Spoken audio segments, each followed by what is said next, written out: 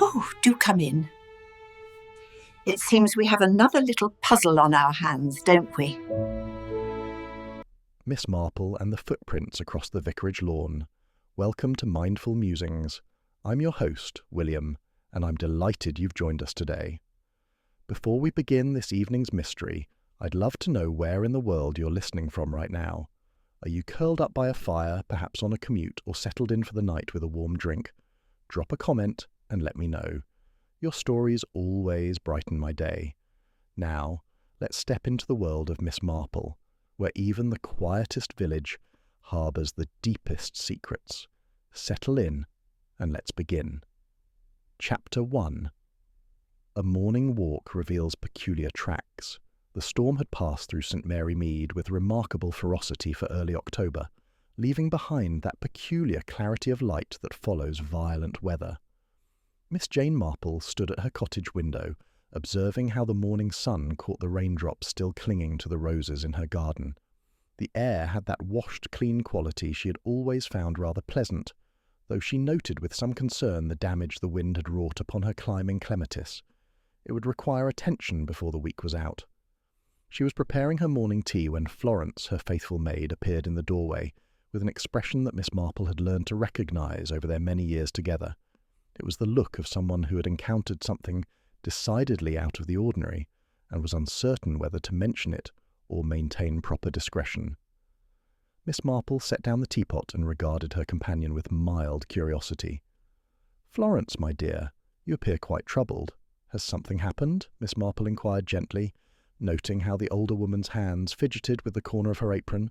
"I hope the storm didn't cause any serious damage to the house." "It's not the house, Miss Marple," Florence replied, stepping fully into the room. "It's the vicarage. Mrs. Clement sent her boy round just now with a most peculiar message. She wondered if you might call on her at your earliest convenience. Something about footprints in the garden." Miss Marple felt that familiar stirring of interest that always accompanied the unusual or unexplained. The vicarage garden was visible from several vantage points in the village, and she had often admired Mrs. Clement's careful maintenance of the lawn and flower beds. That such a fastidious gardener would be troubled by mere footprints suggested there was more to the matter than met the eye. "Footprints, you say? How very interesting. Did the boy provide any further details?" "Only that they appeared after last night's storm, and that Mrs. Clement found them most disturbing." Florence paused, clearly debating whether to continue. She also mentioned that Inspector Slack has been sent for, though I'm not certain why simple footprints should require police attention. Miss Marple set aside her tea preparations and reached for her sensible walking shoes. The mention of Inspector Slack elevated the matter considerably. While the good inspector was inclined toward hasty conclusions, he was not a man to waste his time on trivialities. If he had been summoned, then something more serious than mere trespassing was at issue. "I shall call on Mrs. Clement directly," Miss Marple announced, selecting her sturdiest walking stick from the stand by the door. "The ground will still be quite soft from the rain, and I should very much like to observe these footprints before too many people have had opportunity to disturb them." The walk to the vicarage took Miss Marple along the familiar High Street, where she observed various signs of the storm's passage. Several roof tiles had been dislodged from the greengrocer's shop, and the church notice board had been knocked askew. Mrs. Price was sweeping leaves from her doorstep and called out a greeting, mentioning that her garden shed had lost its door entirely. At the vicarage gate, Miss Marple paused to take in the scene before her. The lawn stretched out in its usual orderly fashion, a rectangle of green bordered by herbaceous beds that Mrs. Clement tended with devotion. But cutting across this pristine expanse was something that made Miss Marple's keen eyes narrow with interest. A clear line of footprints crossed the lawn from the gate to the French windows of the study, then returned by precisely the same route. What made this peculiar was not merely the presence of the prints, but their character.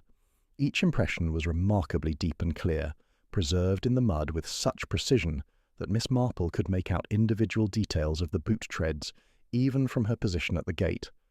Yet the grass on either side of this muddy path appeared entirely undisturbed. No splashes of mud marked the surrounding area. No crushed blades of grass suggested someone had walked beside or deviated from the exact line of the prints. It was as though someone had walked across the lawn with mathematical precision, placing each foot in exactly the correct position to create this singular path. More curious still, the soil beyond the immediate vicinity of the footprints showed no signs of having been walked upon at all.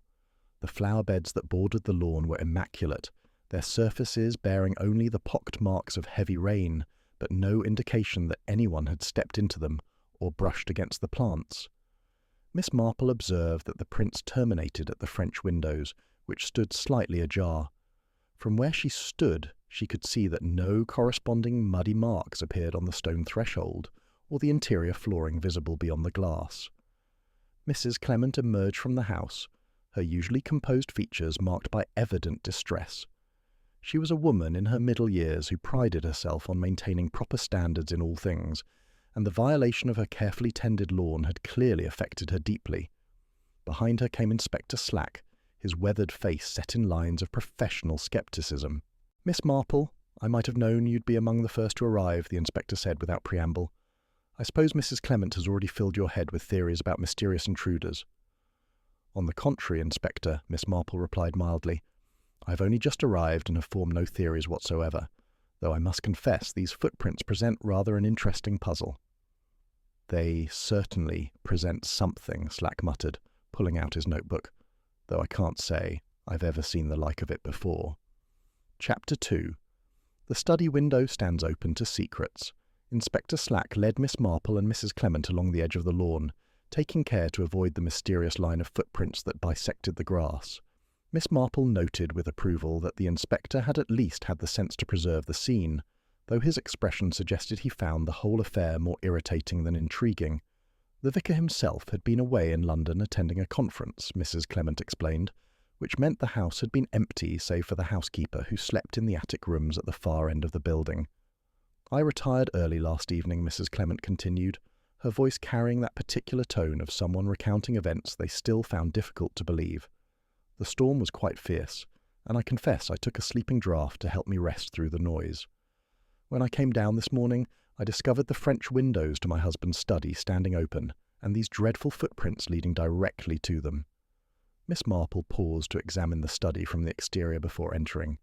The French windows were indeed open, as Mrs. Clement had reported, and their position suggested they had been deliberately opened rather than blown by wind.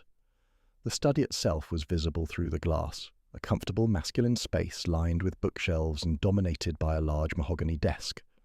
Nothing appeared obviously disturbed from her vantage point, though Miss Marple noted that several papers lay scattered across the desk surface in a manner that seemed inconsistent with the vicar's usually tidy habits. "Has anything been taken?" Miss Marple inquired, though she suspected from Inspector Slack's demeanour that no obvious theft had occurred. "That's just the peculiar thing," the inspector replied, gesturing toward the open windows. "Mrs. Clement insists nothing is missing, yet someone clearly entered the house last night. The question is why." Mrs. Clement nodded anxiously. "I've checked every room that I can access without disturbing potential evidence, as you suggested, Inspector. The silver is all present, my jewellery untouched. Even the collection box for the Church Restoration Fund remains exactly where it should be in the hall cupboard." Miss Marple stepped carefully through the French windows, taking care not to touch the frame or disturb any potential evidence. The interior of the study smelled faintly of pipe tobacco and old books, familiar scents that spoke of the vicar's scholarly pursuits. She moved slowly around the perimeter of the room, her observant eyes taking in details that others might overlook. The papers on the desk were indeed scattered, but upon closer examination they appeared to be routine correspondence and parish records rather than anything of particular value or sensitivity. Inspector Slack had positioned himself near the fireplace, making notes in his official manner. The intruder entered through these windows sometime during last night's storm. Clearly visible footprints lead directly here from the gate. No signs of forced entry to the windows themselves, which suggests either Mrs. Clement failed to secure them properly, or the intruder had some means of opening them from outside. Mrs. Clement bristled at this suggestion. "Inspector, I assure you I checked every lock before retiring. It's my habit every evening without fail. These windows were most certainly secured." Miss Marple had moved to examine the window fastenings, which were of the standard type one found in most homes of the period. The catch was simple but effective, requiring someone on the interior to lift a small brass lever to unlock it. She tested the mechanism carefully and found it in perfect working order. More interesting to her practiced eye were several scratches around the exterior frame, barely visible but present nonetheless. They appeared fresh, with the wood's lighter interior showing through the weathered paint. "Inspector," she said quietly, "might I draw your attention to these marks? They appear to have been made quite recently." Slack moved to examine the scratches, his expression growing more thoughtful. "Could be from anything," he said, though without much conviction. "Tree branch blown against the window during the storm, perhaps." Miss Marple glanced at the nearest trees, which were positioned at least 15 feet from the windows, and showed no signs of having lost any branches in the previous night's weather. She chose not to contradict the inspector directly, having learned over the years that allowing men to reach conclusions on their own timetable often proved more effective than pointing out errors immediately. Instead, she turned her attention to the floor immediately inside the French windows. Here was where the mystery deepened considerably. The threshold showed no signs of muddy boot prints, despite the clear trail that led across the lawn to this precise spot. The interior floor was spotlessly clean, with only the expected dust that accumulates in a room used primarily for reading and correspondence. Whoever or whatever had left those dramatic footprints outside had apparently been capable of entering the house without bringing so much as a speck of mud across the threshold. "Mrs. Clement," Miss Marple inquired carefully, "I don't suppose you cleaned this floor this morning before realizing the significance of the open windows?" "Certainly not, Mrs." Clement replied with some indignation. "When I discovered the windows open and saw those footprints, I touched nothing. I sent for Inspector Slack immediately, and have been careful to preserve everything exactly as I found it." Miss Marple nodded approvingly. This attention to evidence spoke well of Mrs. Clement's presence of mind, though it made the absence of interior muddy prints all the more puzzling. Inspector Slack was now examining the papers on the vicar's desk with methodical attention. "Parish records," he announced. "Financial accounts for the Church Restoration Fund. Correspondence with the bishop about some dispute over the church roof repairs. Nothing here that would interest a common thief." He paused, frowning at one particular document. "Though I must say, there's a rather heated exchange here about the allocation of funds. Seems there was some disagreement about whether to repair the bell tower or replace the organ." Miss Marple moved to examine the letters he indicated, reading them with her characteristic thoroughness. The correspondence was indeed rather more acrimonious than one might expect in church affairs.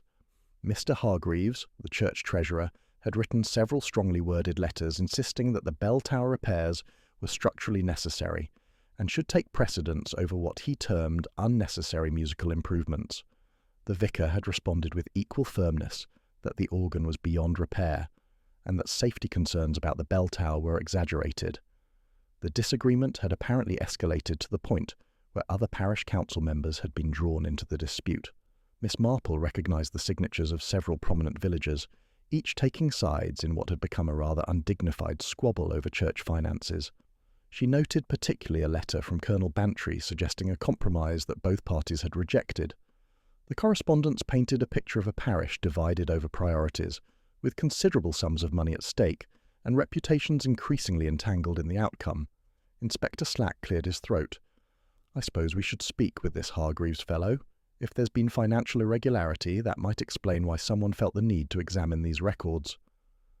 Mrs. Clement looked startled at the suggestion. "Surely you don't suspect Mr. Hargreaves of anything improper, Inspector. He's been church treasurer for 15 years. Miss Marple continued to study the papers, her expression thoughtful.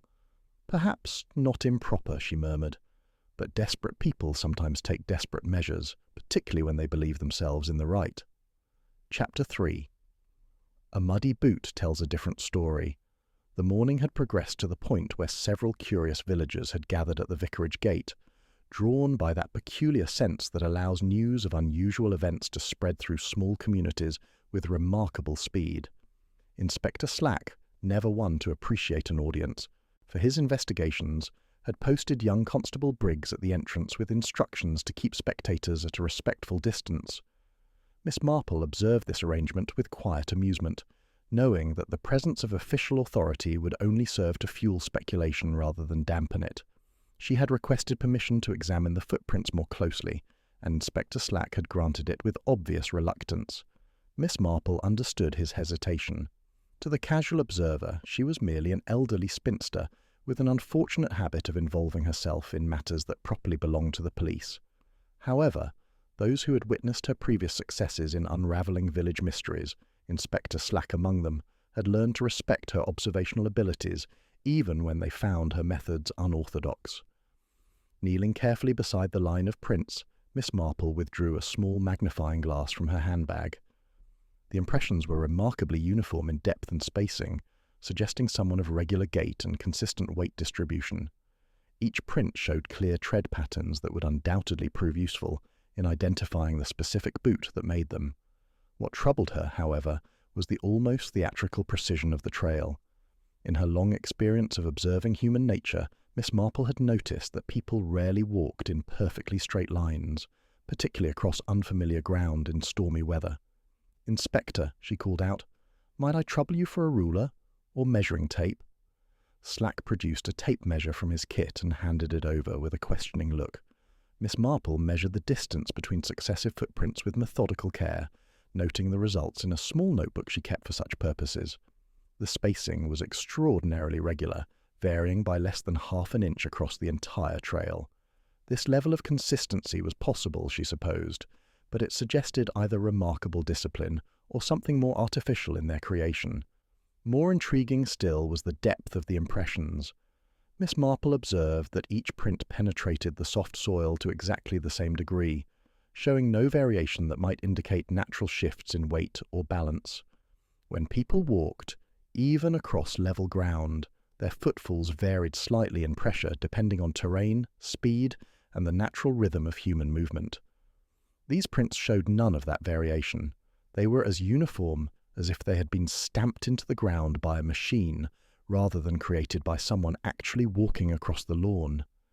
Mrs. Clement had joined her at the edge of the prints, watching with evident fascination as Miss Marple conducted her examination. "Have you discovered something significant?" the younger woman asked hopefully. Miss Marple straightened slowly, her joints protesting the prolonged kneeling. "I have discovered that these footprints raise more questions than they answer," she replied, carefully. "Their uniformity is quite remarkable, almost too remarkable to be entirely natural." Mrs. Clement looked puzzled. "Too remarkable? I'm afraid I don't quite follow." Before Miss Marple could elaborate, Constable Briggs approached with evident excitement. "Begging your pardon, Inspector, but I've found something you should see." The constable led them to the garden shed, a small outbuilding that housed the tools and equipment necessary for maintaining the vicarage grounds. The door stood slightly ajar, and muddy marks on the handle suggested someone had recently entered or exited. Inside, the shed was dim and musty, smelling of earth and grass clippings. Various implements hung from hooks on the walls, while pots and seed packets crowded the shelves. Briggs pointed to a spot beneath the workbench where a single muddy boot lay on its side. "It's just the one boot, sir. No sign of its mate anywhere, but look at the sole." Miss Marple bent to examine the boot without touching it, noting immediately that the tread pattern matched precisely the footprints crossing the lawn. The boot was of good quality, well worn but carefully maintained, and sized for a man of average build. What made it particularly interesting, however, was that the boot was entirely clean except for the sole, which bore fresh mud consistent with the garden soil. Inspector Slack examined the boot with growing interest. So our intruder left his boot behind. That's careless. Though I can't imagine why someone would break into a house wearing only one boot. Unless, Miss Marple suggested gently, the boot was never worn at all, at least not in the conventional sense. The inspector frowned at her. "What are you suggesting?" "I'm suggesting," Miss Marple replied, "that we might consider the possibility these footprints were created by someone carrying this boot rather than wearing it. The technique would be simple enough to anyone with basic knowledge of how such impressions are formed." Mrs. Clement gasped. "You mean someone deliberately created false footprints? But why on earth would anyone do such a thing?" "That," Miss Marple acknowledged, "is indeed the central question, though I suspect the answer lies not in what was taken from the vicarage, but in what someone wished us to believe about when and how entry was made." Inspector Slack was beginning to look less sceptical and more thoughtful. "You're saying this is all some sort of elaborate deception? The storm, the open windows, these perfect footprints leading across the lawn?" Miss Marple moved back toward the prints, studying them with renewed attention to detail. "Consider the evidence, Inspector. Perfectly uniform footprints showing no natural variation. No mud tracked into the house despite clear impressions leading to the threshold. A single boot conveniently left in the garden shed, almost as though someone wished us to find it. And most tellingly, the complete absence of any disturbance to the grass or flower beds on either side of this suspiciously perfect trail. Inspector Slack knelt to examine the prints himself, his expression growing increasingly grim. "If you're right, Miss Marple, then someone went to considerable trouble to make us believe an intruder entered the house last night." Mrs. Clement spoke up, her voice trembling slightly. But the study was disturbed. The papers scattered, the windows open. "Surely that proves someone was here." Miss Marple turned to regard the younger woman with sympathy. "It proves that someone arranged things to appear as though an intruder was here," she corrected gently. "Whether that someone was actually an intruder or had legitimate access to the house is quite another matter." The implications of this observation settled over the small group like a cloud. If Miss Marple was correct, then the elaborate trail of footprints had been created not by an intruder making his way to the vicarage, but by someone inside the house working to manufacture evidence of external interference. The question that remained was who had access to the vicarage, the skill to create such convincing false evidence, and most importantly, what they hoped to achieve through this carefully constructed deception. Chapter 4. A spool of twine becomes rather important. The revelation about the muddy boot had shifted the entire investigation onto new ground. Inspector Slack, to his credit, had the flexibility of mind to recognize when his initial assumptions required revision. He dispatched Constable Briggs to make inquiries about who might have been near the vicarage during the storm, while he himself began a more thorough examination of the house's interior. Miss Marple, understanding that the inspector needed space to process these new developments, excused herself with the promise to return should any further observations occur to her. She made her way slowly back along the high street, acknowledging greetings from various villagers, while her mind worked steadily through the puzzle presented by the vicarage footprints. The morning had progressed into afternoon, and the autumn sunshine had dried much of the previous night's rain from the roads and pathways. Miss Marple found herself thinking about timing, about windows of opportunity, and about the curious psychology of someone who would go to such elaborate lengths to create false evidence of a crime. Mrs. Dolly Bantry intercepted her near the corner shop, clearly bursting with curiosity about the morning's events. "Jane, my dear, you simply must tell me what's happened at the vicarage. The whole village is absolutely buzzing with speculation." Miss Marple smiled at her friend's enthusiasm.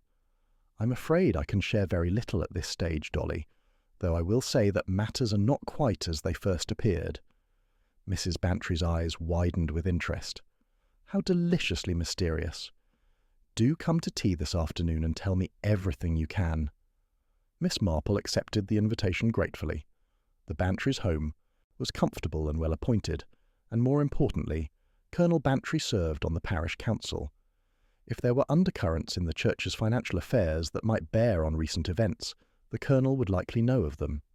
She spent the intervening hours in her own cottage, attending to her roses and allowing her subconscious mind to work on the problem of the footprints, while her conscious attention focused on the more immediate concerns of pruning and fertilizing.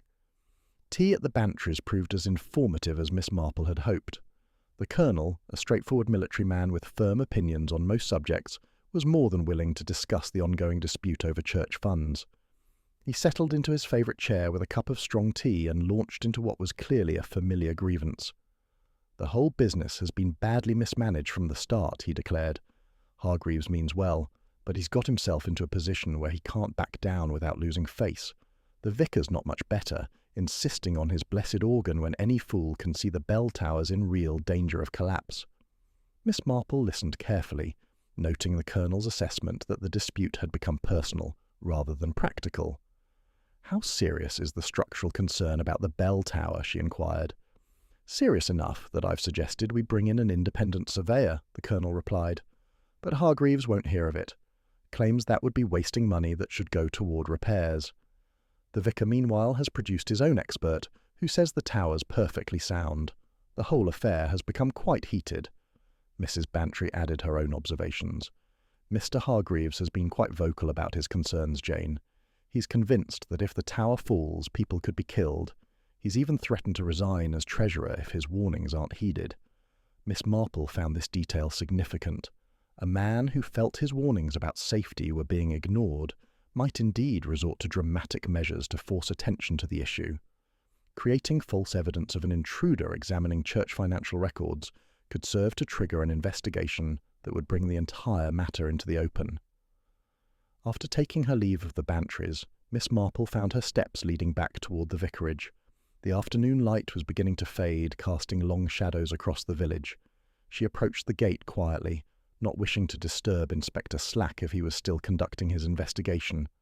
What she observed made her pause in considerable surprise. Constable Briggs was standing near the garden shed, holding what appeared to be a large spool of twine, and looking thoroughly puzzled. "Constable," Miss Marple called softly, "might I inquire what you've discovered?" Briggs turned, looking relieved to see her. "Oh, Miss Marple, I'm that glad you're here. I found this in the shed, tucked behind some flower pots. At first I thought it was just ordinary garden twine, but look here at the end of it." He held up the spool, and Miss Marple could see that approximately 30 feet of the twine had been unwound and then hastily rewound. More interesting still, the unwound portion bore clear signs of having been stretched taut and possibly walked upon. Miss Marple examined the twine carefully through her magnifying glass. The fibres showed compression marks at regular intervals, exactly the sort of impression that might be made by someone using the twine as a guide for placing boot prints at uniform distances. She looked from the twine to the line of footprints still visible across the lawn, her mind making rapid calculations.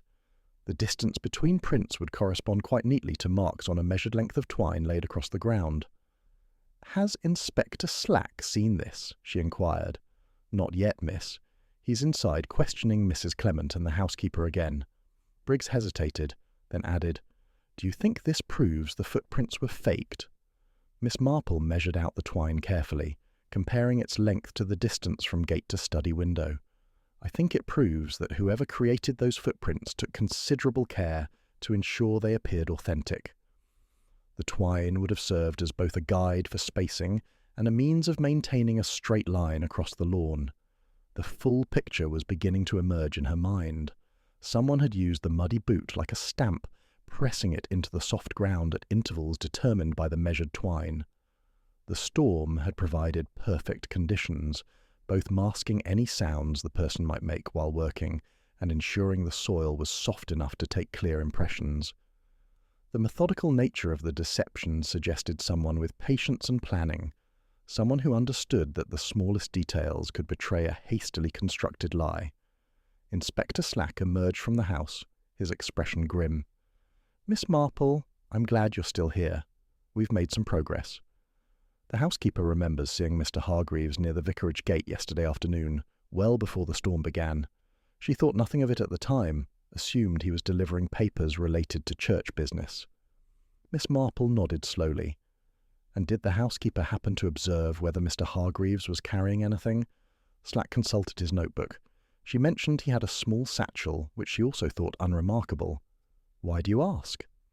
"Because," Miss Marple replied, "I believe we'll find that satchel contained a muddy boot, a measured length of twine, and possibly other implements necessary for creating a very convincing false trail." The inspector's expression shifted from confusion to understanding as Miss Marple explained about the twine Constable Briggs had discovered.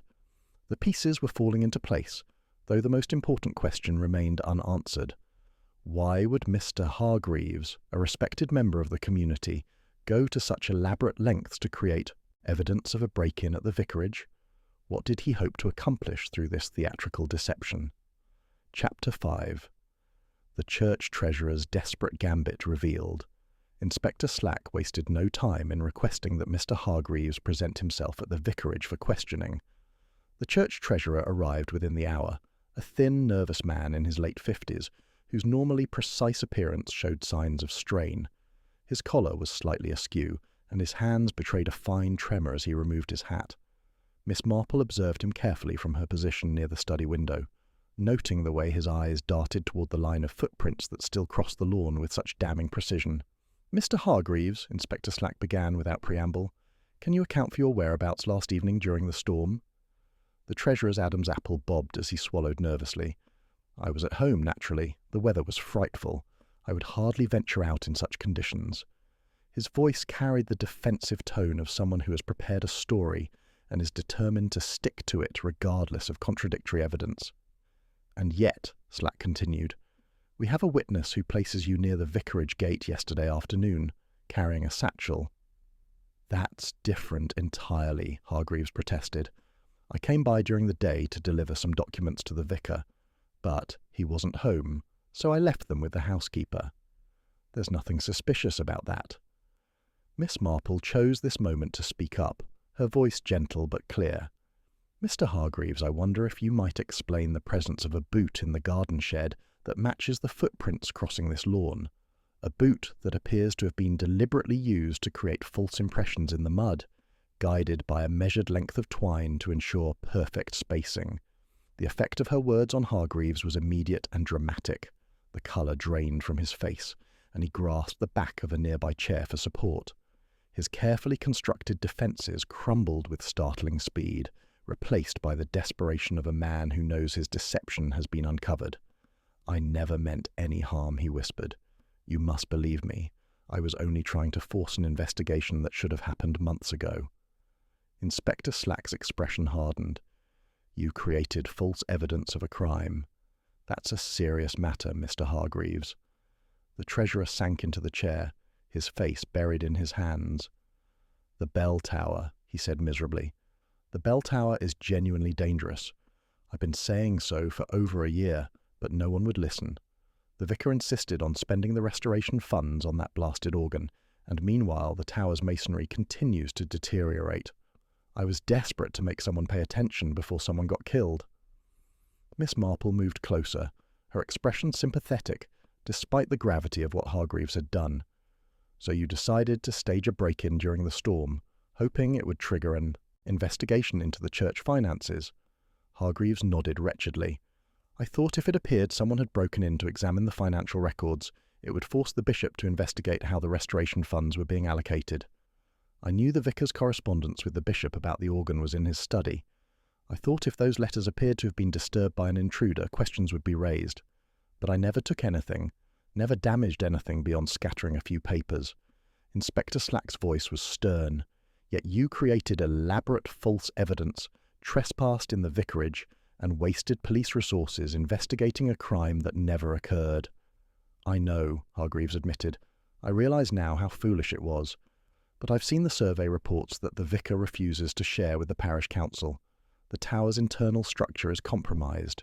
If it collapses during services when the church is full..." He trailed off, unable to complete the horrific thought. Miss Marple considered the man before her with compassion tempered by practicality. "Mr. Hargreaves, your concern for safety does you credit, even if your methods were entirely wrong. But I must ask, how did you manage to create those footprints in the storm without being seen?" The treasurer looked up, his expression that of a man resigned to complete confession. "I came to the vicarage during the day, as I said, but I brought the boot and twine with me in my satchel. After the housekeeper let me in to leave the documents, I told her I needed to use the convenience. While she returned to her duties, I opened the French windows from inside and left them ajar. Then I slipped out the front door when she was in the kitchen. The actual creation of the footprints had occurred in the early hours of the morning," Hargreaves explained, while the storm was at its height. He had returned to the vicarage under cover of darkness and the driving rain, confident that no one would be abroad in such weather. Using the measured twine as his guide, he had methodically pressed the muddy boot into the soft ground, creating the trail of prints from the gate to the already open windows. The storm had provided perfect conditions for his deception, the rain ensuring the soil was soft enough to take clear impressions while the wind and thunder masked any sounds he might make. After completing the trail, he had scattered papers on the vicar's desk to suggest someone had been searching through them, then departed the way he came. The boot he had hidden in the garden shed, intending to retrieve it later when the investigation was complete. The twine he had meant to take with him, but must have left behind in his nervousness. It was a clever plan, Miss Marple observed, though ultimately flawed by the very perfection you sought. Real footprints would never have been so uniform, and a genuine intruder would have brought mud into the house. Inspector Slack had been taking notes throughout this. Confession. Mr. Hargreaves, I'm afraid I'll have to place you under arrest for creating false evidence and wasting police time. However, The inspector's expression had softened slightly. "Your concerns about the bell tower will be conveyed to the appropriate authorities. If there are legitimate safety issues that have been overlooked, they'll be addressed through proper channels." Mrs. Clement, who had been listening from the doorway, spoke up unexpectedly. "Inspector, might I have a word before you take Mr. Hargreaves away?" She approached the defeated treasurer with surprising gentleness. "Mr. Hargreaves, I won't pretend to approve of what you've done, but I remember when you first raised concerns about the tower, over a year ago now. My husband dismissed them rather high-handedly, and for that I must share some responsibility for driving you to such desperate measures." Hargreaves looked up at her, tears visible in his eyes. "I only wanted to prevent a tragedy, Mrs. Clement. The survey reports are clear. The tower's southern buttress is cracking, and the internal timbers show extensive rot. One strong wind could bring it down." Miss Marple cleared her throat delicately. "Mrs. Clement, might I suggest a compromise that could serve justice while also addressing the legitimate safety concerns Mr. Hargreaves has raised?" The inspector looked at her with resignation, clearly anticipating one of her characteristic interventions in the normal course of official proceedings. Mrs. Clement nodded for her to continue.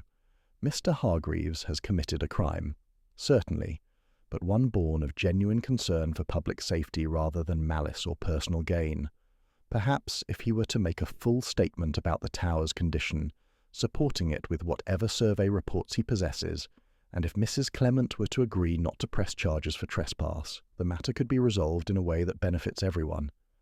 Inspector Slack frowned. "That's highly irregular, Miss Marple. The man created false evidence. We can't simply overlook that." "I'm not suggesting we overlook it," Miss Marple replied, "merely that we recognise the context in which it occurred. If the bell tower truly is dangerous, then Mr. Hargreaves's actions, while misguided, may ultimately save lives by forcing attention to a problem that has been wrongly ignored."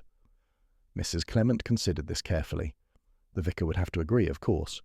"But yes, I think such an arrangement might be acceptable. Mr. Hargreaves's service to the church over many years should count for something." Chapter 6. An umbrella vanishes from its customary place. The arrangement that Miss Marple had suggested seemed to resolve the matter neatly. Mr. Hargreaves would provide his survey reports to the bishop, while Mrs. Clement would refrain from pressing charges. Inspector Slack had grudgingly accepted this compromise, yet Miss Marple found herself troubled by a detail that refused to settle properly in her mind. She returned to her cottage in the late afternoon, but the satisfaction that usually accompanied the resolution of a puzzle eluded her completely. Florence appeared with evening tea, noting with concern that her mistress seemed preoccupied. "Is something troubling you, Miss Marple?" the maid inquired gently. "You've barely touched your knitting all afternoon." Miss Marple looked up with a slight smile. "I'm afraid I'm being rather foolish, Florence. The matter at the vicarage has been resolved, yet I cannot shake the feeling that something important has been overlooked." Florence set down the tea tray thoughtfully. "In my experience, Miss Marple, when you have such feelings, they usually prove correct. Tell me, Florence, when you delivered my note to Mrs. Clement this morning, did you happen to observe anything unusual about the entrance hall?" The maid considered the question carefully. "Nothing particularly odd. The hall stand was in its usual place, and Mrs. Clement's mackintosh was hanging on the peg. Though, now that you mention it, I did notice the umbrella stand was empty. I remember thinking it odd, given that we'd just had such a terrible storm. One would expect to see wet umbrellas drying. This observation sent Miss Marple's thoughts racing in an entirely new direction. An empty umbrella stand after a storm was peculiar, particularly in a household as orderly as the vicarage. She set down her teacup with sudden decision. "Florence, I must impose upon you to deliver another note to Mrs. Clement. I need to ask her a question that may prove significant." The response came within the hour. Mrs. Clement confirmed that both her own umbrella and the vicar's were missing from their customary place. She had not noticed their absence until Miss Marple's inquiry drew her attention to it. Miss Marple sat with this new information, considering its implications. 2 missing umbrellas, an empty stand, and a storm that would have made umbrellas essential for anyone venturing outdoors. Yet Mr. Hargreaves had claimed to have created the footprints during the height of the storm. The physical difficulty of such a task while holding an umbrella was considerable. More troubling still was the muddy boot found in the garden shed, lying in a location that suggested hasty concealment rather than careful hiding. She rose with sudden purpose and reached for her coat. Florence looked up in surprise. "Surely you're not going to the vicarage again at this hour? It's nearly dark." "I shan't be long," Miss Marple assured her. "There's something I need to verify, and it cannot wait until morning." Chapter 7. The housekeeper remembers a visitor's peculiar request.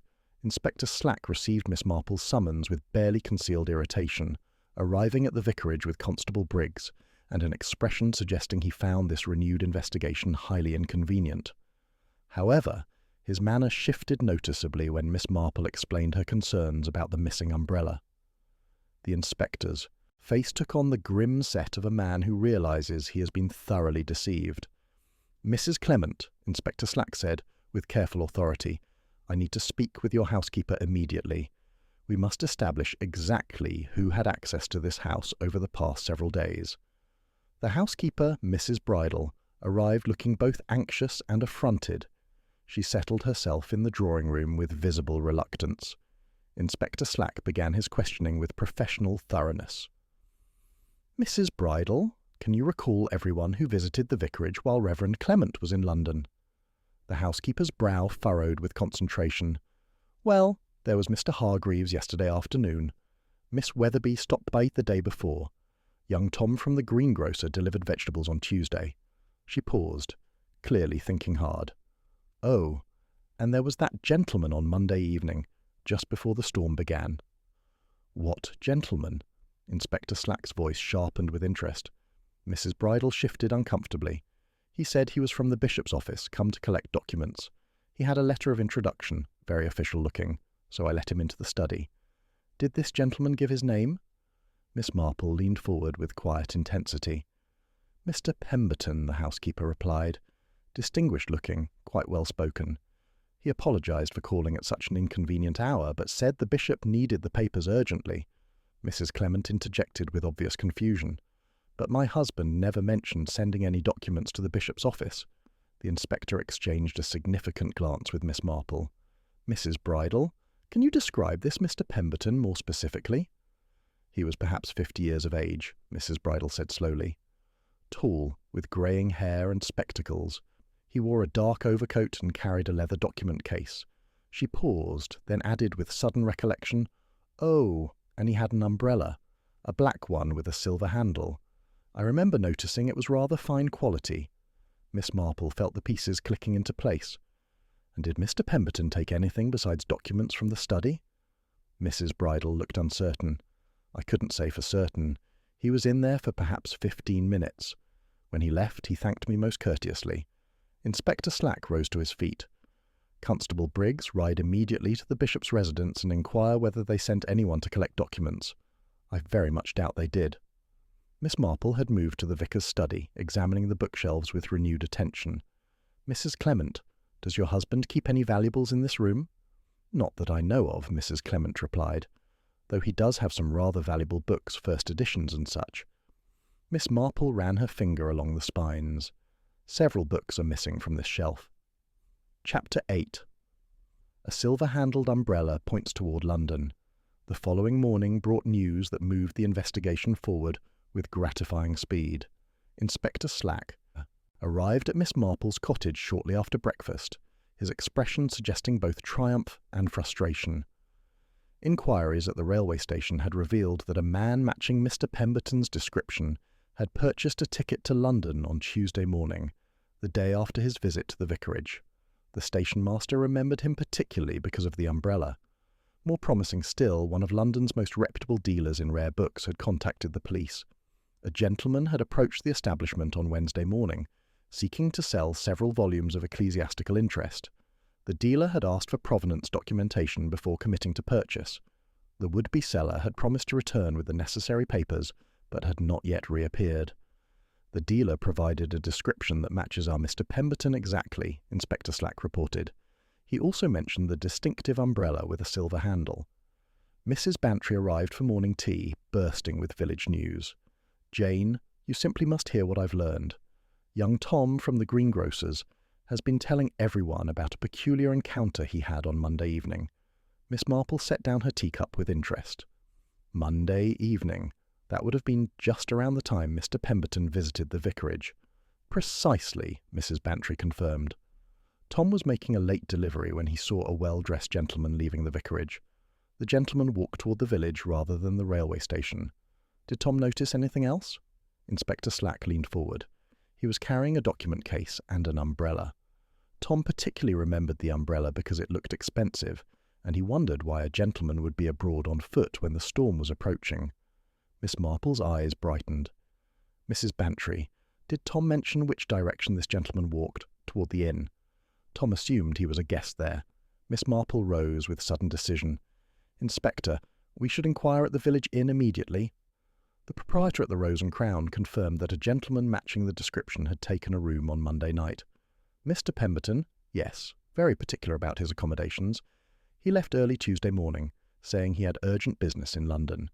Did he leave anything behind? Miss Marple inquired. The proprietor returned with a small pasteboard card. Found this under the bed. The card was an advertisement for a bookbinding shop in Clerkenwell, with a handwritten note reading, Pemberton, Tuesday 3 o'clock, usual rate. Inspector Slack examined the card with satisfaction. Clerkenwell. That's a neighbourhood known for its book trades. This might be where our thief planned to have the stolen volumes rebound to disguise their origin. Miss Marple studied the card carefully. The handwriting suggests someone familiar with commercial transactions. The reference to usual rate implies this is not the first time our Mr. Pemberton has required such services. Inspector, I believe we're dealing with a professional book thief. The investigation was narrowing with each new piece of evidence. Chapter 9. The bookbinder's shop reveals an appointment kept. The telegram from Scotland Yard provided crucial information. Arthur Graves, when working under various aliases, had a known associate in London, a bookbinder named Josiah Fletcher, who operated a shop in Clerkenwell. Fletcher had been questioned in previous thefts, but claimed ignorance. The business card found at the Rose and Crown suggested Fletcher's establishment was Graves's destination. Inspector Slack arranged to travel to London, accompanied by Constable Briggs, and, somewhat to his surprise, Miss Marple. The bookbinder's shop occupied the ground floor of a shabby building on a narrow street. Fletcher's premises were grimy. The sign above the door faded almost to illegibility. Inspector Slack surveyed the location. He's unlikely to simply walk through the front door if he suspects we're watching. Miss Marple indicated a tea shop across the street. That establishment would serve admirably, Inspector. We could observe without being obvious. They settled at a window table with tea and biscuits. The afternoon wore on with no sign of their quarry when Miss Marple suddenly stiffened. Inspector, the gentleman just entering the shop. Observe his umbrella. A man of perhaps 50 years approached Fletcher's establishment, carrying a document case and a black umbrella with a silver handle that caught the afternoon light. That's our man, Inspector Slack breathed. Constable Briggs, you'll come with me. Miss Marple, please remain here. Miss Marple followed at a sedate pace as the policeman hurried across the street. The interior of the shop was dim and crowded with books in various states of repair. Arthur Graves stood at the counter in conversation with Josiah Fletcher. Both men looked up in alarm. Inspector Slack's voice rang out. Mr. Arthur Graves, I am placing you under arrest for the theft of rare books from the Vicarage at St. Mary Mead. For a moment, Graves appeared ready to flee, but Constable Briggs blocked the rear exit. The thief's shoulders sagged in resignation. I believe you must be mistaken, officer. My name is Pemberton. Inspector Slack gestured to the document case. Then you won't object to my examining that case. Graves reluctantly surrendered the satchel. Inside were 4 volumes of extraordinary beauty, their medieval bindings marking them as treasures of considerable value. These are the books stolen from Reverend Clement's collection, Inspector Slack announced. Miss Marple had entered quietly. Mr. Fletcher, I wonder if you could tell us about the umbrella Mr. Graves is carrying. Fletcher looked confused. The umbrella? That's always been his. He's had it every time he's visited. I've often admired the silver handle. Graves' face took on a bitter expression. That umbrella belonged to my grandfather. He was a respected scholar. Before financial difficulties forced him to sell his library. I've spent my life recovering books that should have remained in my family. Miss Marple met his gaze. So, you became a thief to reclaim a scholarly legacy. That's a sadly common justification. Chapter 10. Truth settles like dust upon a quiet vicarage lawn. The return journey to St Mary Mead found Miss Marple in contemplative mood. Inspector Slack, having successfully apprehended Arthur Graves and recovered the stolen books, was in considerably better spirits. The case had been solved, the criminal was in custody, and the inspector could claim credit for a successful investigation. Miss Marple was content to let him enjoy his triumph, understanding that official recognition mattered in ways that personal satisfaction did not. Reverend Clement received them in his study the following morning, handling the recovered volumes with reverent care. "I cannot adequately express my gratitude, Inspector. These books represent years of collecting, and some are quite irreplaceable." Inspector Slack accepted the thanks with appropriate modesty. It was good police work that solved the case, though I'll admit Miss Marple's observations about those footprints proved helpful. The vicar turned to Miss Marple. "I understand your insights were rather more than merely helpful." Miss Marple demurred gently. "I merely noticed certain inconsistencies." The credit for apprehending Mr. Graves belongs entirely to Inspector Slack. She paused thoughtfully, though I confess I find the affair rather sad. Mr. Graves was driven by desire to reclaim what he viewed as his family's stolen legacy. The vicar nodded gravely. One can understand the emotional motivation, even while condemning the criminal actions. Inspector Slack cleared his throat.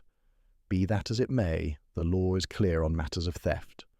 There remains, however, the matter of Mr. Hargreaves. Reverend Clement's expression grew troubled. "I've spoken at length with Hargreaves. His concerns about the bell tower appear to have been genuine.